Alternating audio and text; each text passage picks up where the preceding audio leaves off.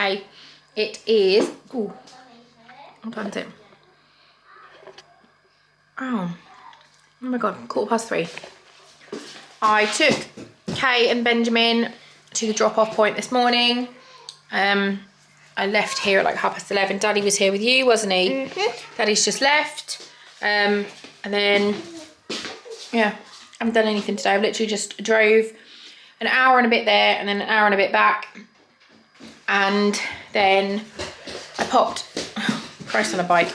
I popped to Lidl to get some cucumbers because I'd forgotten to get them for their lunch boxes. And then I just got back now and had some lunch.